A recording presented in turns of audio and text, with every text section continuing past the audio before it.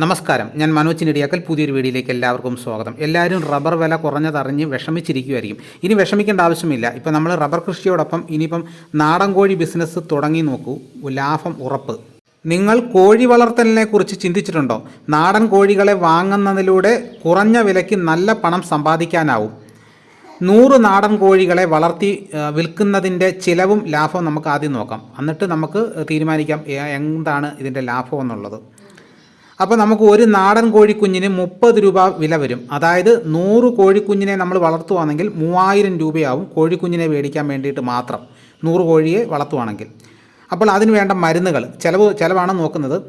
ഈ കോഴിക്കുഞ്ഞുങ്ങൾക്ക് ഏകദേശം 1000 രൂപയുടെ മരുന്നുകൾ വാങ്ങേണ്ടി വരും. ആഹാരം, ഇപ്പോൾ 100 നാടൻ കോഴികൾക്ക് ഏകദേശം 200 കിലോ ധാന്യങ്ങൾ ആവശ്യമായി വരും. ഇതിൽ 9000 രൂപ വരെ വില വരും ഇത്രയും ആഹാര സാധനത്തിന് വേണ്ടിയിട്ട്.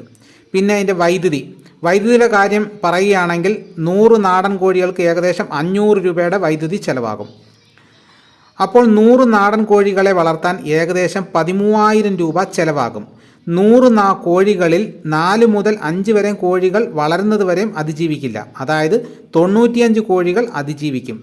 1 കിലോ നാടൻ ചിക്കന് 300 രൂപ മുതൽ 350 രൂപ വരെ വിലയ്ക്ക് നമുക്ക് വിൽക്കാം.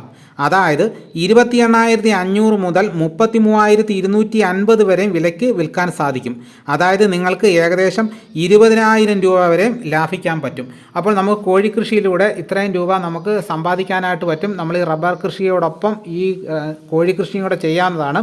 അപ്പോൾ എല്ലാവർക്കും ഈ ബിസിനസ് ഇഷ്ടപ്പെട്ട് കാണുമെന്ന് ഞാൻ വിശ്വസിക്കുന്നു. ഇതോടുകൂടി ഈ വീഡിയോ ഇവിടെ പൂർണ്ണമാകുന്നു. എല്ലാവരും ഒന്ന് ലൈക്ക് ചെയ്ത് സപ്പോർട്ട് ചെയ്യണം.